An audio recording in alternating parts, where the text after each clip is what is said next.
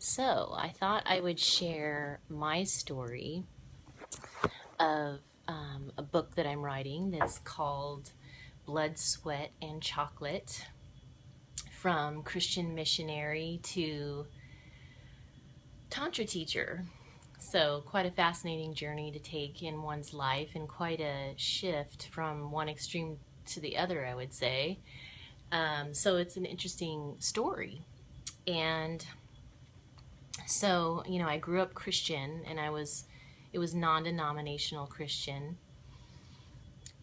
which is kind of the more liberal side of Christianity, and was very involved in the churches that I was a part of, whether it was,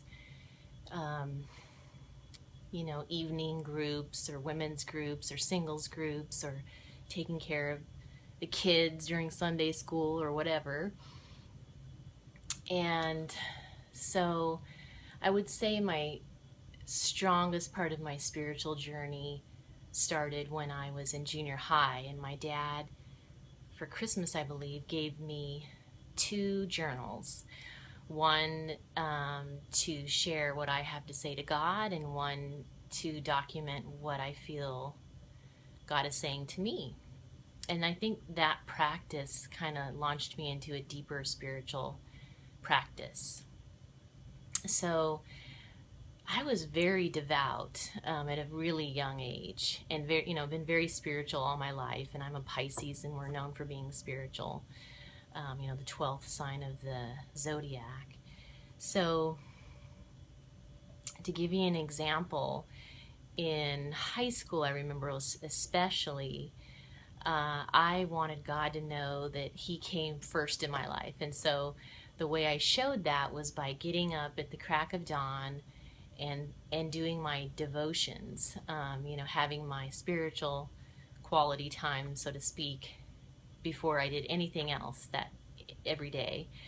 And that was, to show that my spirituality was a priority in my life. And I'm not really a morning person, but I made myself get up really early so I could start my day off that way. And that would take the form of prayer or Bible reading or some kind of spiritual book I was reading at the time. And I was very dedicated. And I have always felt like I've had a connection with spirit, and communication flow between the spirit world and myself. And it's guided my whole life. I would never make a huge decision to move somewhere or go attend a big school without first running it through my spiritual filters to make sure that I was getting the yes, to confirm that that was the right decision. And there are times like when like when I felt the Spirit was guiding me to finish college, certain things like that, where I really wasn't on board, and that wouldn't have really been my choice so much. And I was getting the message. I was in Texas at the time, and I was getting the message to go back to school and finish, and I was like, really? Because I wasn't, really wanting that so much myself at the time, but I was also feeling the glass ceiling of work and feeling the limitations of, gosh, without a degree, some of these careers or businesses won't even look at me.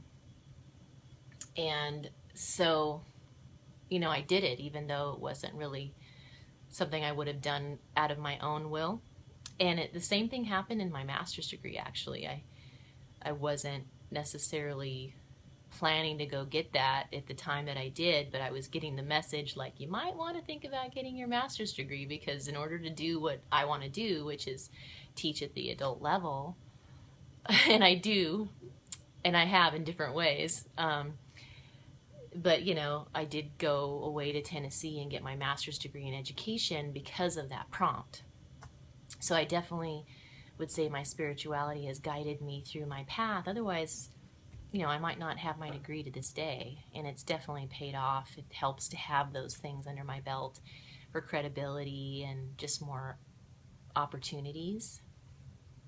And then when I had finished my undergrad and I was 20, I decided to be a part of this program called Youth with a Mission. YWAM was the acronym for it. And so I went to Sunland, California, and I got to be a part of this amazing international team that were the first ones to break into Russia at that time. So that was in 1991.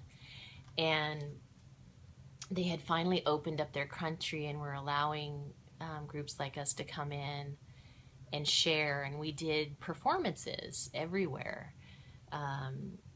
We did dancing and singing, and we took turns public speaking about Christianity, and we did mime because that's like an international language. It was powerful. A friend and I even came up with a clowning act too, and so that was definitely a highlight in my life. It was amazing to witness some of the things that we did over in Russia and how long they had waited for us to come in so that they could learn more about spirituality. And we got to perform like in the town square, in the hospital, in the schools, in the orphanages, in the prisons. So it was pretty amazing experience that we were in Estonia, based with, living with the families there, and then we'd go out from there to St. Petersburg and Moscow and so forth. And I remember one of the things I came away with in that experience was really witnessing how much prayer works. Because sometimes we were feeling led to pray together more than we were led to just go out and perform all the time. Because in prayer, you can kind of speak things into existence, and it's somewhat unleashing the spiritual forces to do what they already want to do, but they need that prayer to kind of give them permission, so to speak, because they won't do anything against your will or without you asking. But if you ask, a lot can happen. And then they have permission to, to do all the great things that we need their help with, in the world and transforming things. And there was two main questions that the Russians would ask us, I noticed over and over, which was, do you think Gorbachev is, a good leader for us? And I would just say, pray about it. Pray for him to be replaced if that's what you think is better.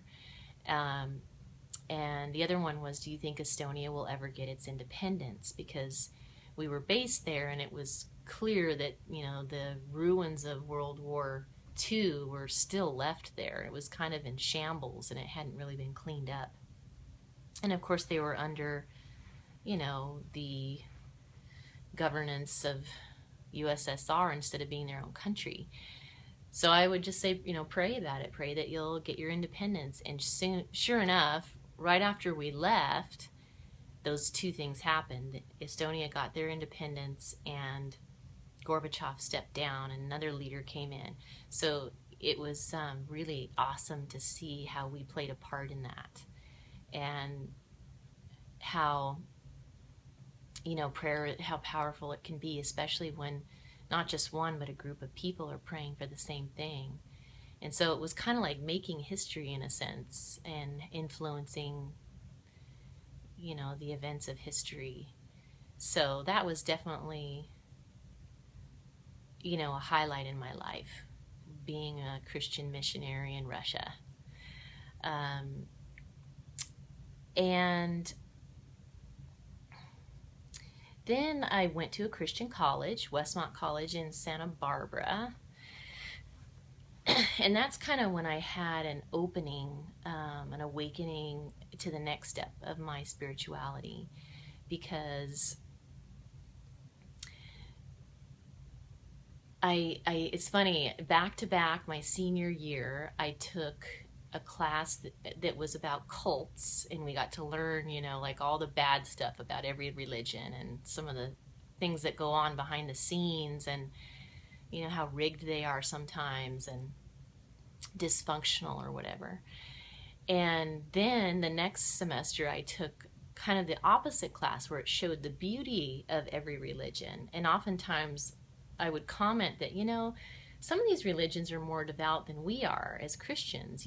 They're doing more in certain areas than we are. So who are we to judge other religions or say ours is better?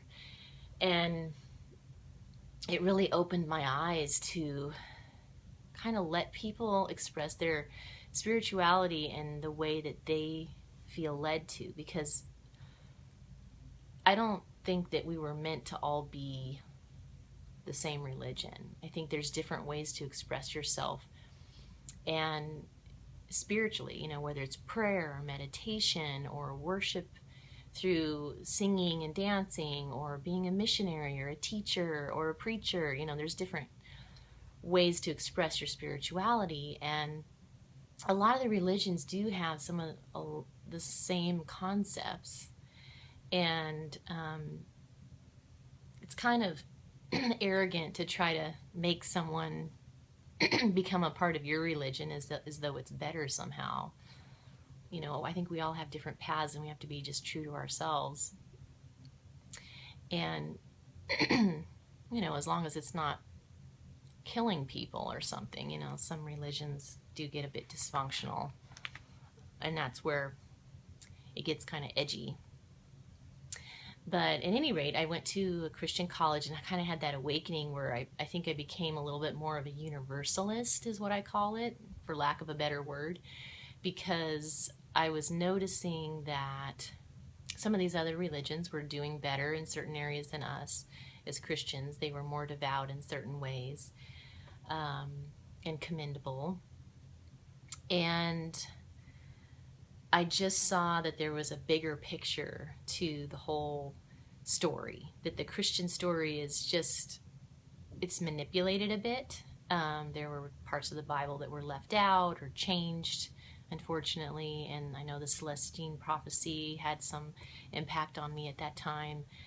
And unfortunately, Christianity and Catholicism, I feel like, got twisted in history to some degree, where the governments were using religion to control the people. And so in a sense, it kind of got corrupted, and they would tell the people what they wanted the people to hear so that they would abide by and be what the masses wanted them to be, instead of, it's just a big manipulation kind of a thing that it turned into, unfortunately. And I saw, I guess, that kind of hypocrisy, and just realizing that there's more to the story. There's more to the Christian story. It certainly is dysfunctional, I feel like, in the areas of marriage, gender roles, sexuality. It's leaving out a lot of stuff, and kind of very old school, not up to date, and not realistic. So this is my journey, I guess, from childhood through college, and I'm going to talk about grad school and beyond in my next clip.